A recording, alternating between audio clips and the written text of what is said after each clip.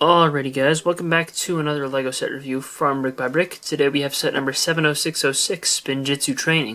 The set contains 109 pieces, 2 minifigures, and retails for $9.99 and was released in summer 2017 to coincide with the release of the LEGO Ninjago movie. The actual builds in this set are relatively simplistic. We've got some basic dojo interior stuff.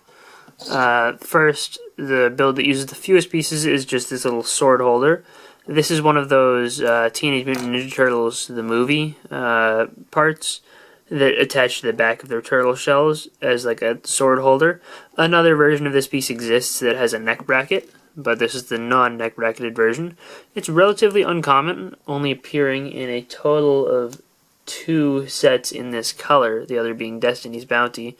In the Teenage Mutant Ninja Turtles sets, it was in dark brown, I believe.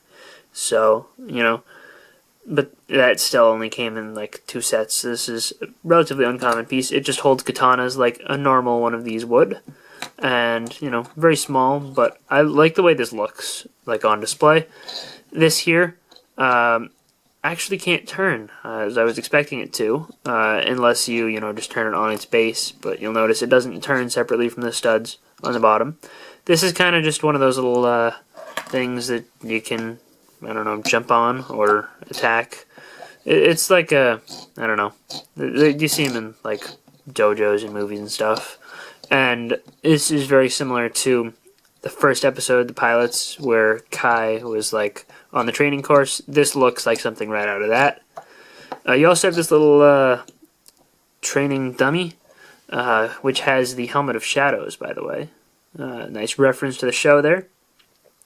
And it balances on like a Technic axle stopper, so you can get it to lay flat, but then you can also just attack it with your sword until it dies. And that's fun. I think that this is probably the best feature in the set, to be honest. It's actually quite fun to use your minifigures, katanas, to just attack the, attack the dummy. And the rest of what you get is this little kind of corner of a dojo build. It's pretty nice looking, to be honest. It's kind of small, but, for what it is, it looks good from the front. From the back, it's kind of just all structural pieces. But I do really like just from the front, this looks great, I think, for such a small build.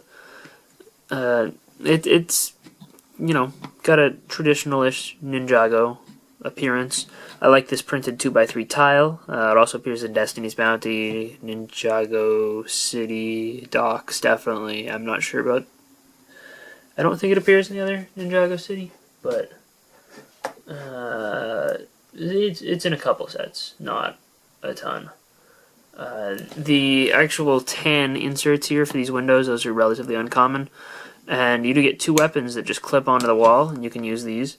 This is kind of an interesting, like, little claw weapon. You do get an extra one of these, so you could take them off and use them in the hands of figures like they usually are.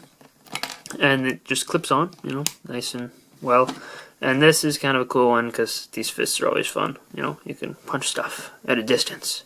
It's like a punching stick. So you just hold the stick, and it does all the punching for you. And there's a little lantern here, which is just a trans red minifigure head. That also, I think, is relatively uncommon, only appearing in a total of 6 sets. And, it just creates a pretty good look here. Neither of these figs are close to exclusive in any way, but they are both pretty nice to get for, fans of the Ninjago movie. You don't have the money to spend on larger sets. This is a nice cheap way to get both Kai and Zane. I really like the Zane figure. The Kai figure, I've complained a little bit about. I don't dislike him, but he's not my favorite of the Ninjago movie designs. They both have, their facial prints on underneath their masks. They both have a double-sided face, which, in order to see, the back prints and everything. You'll have to take off their armor and quiver. Zane has a standard black Ninjago movie bow, and Kai has his katanas. And they both have much happier expressions on the backs of their heads. And you can see the back prints on their torsos. I think both of these figures are good. Kai appears in a $20 set as well, but the next highest, or the next cheapest set that Zane comes in, I believe is $50. So, this is definitely a great way to get him. And obviously that's in his ninja suit. They both appear in the collectible minifigure series. And Kai actually isn't very different from his appearance here in that series. So overall, I think that, this is a pretty decent, starter set. This is not exceptional on its, on its own. It's just kind of mediocre. I really like this one play feature. For some reason, I just find it incredibly entertaining.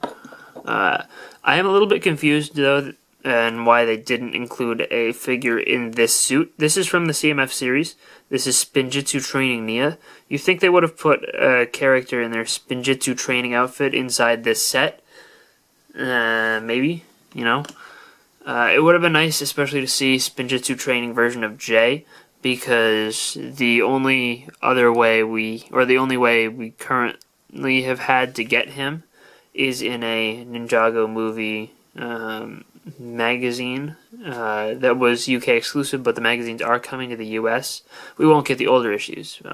And there was also a polybag too. That was also not available in the US. So in the US we haven't had a method of getting Jay in that suit. Obviously you can just buy an extra suit and Jay and hair for Jay. But, it would have been nice to get another character in this costume in a standard retail set.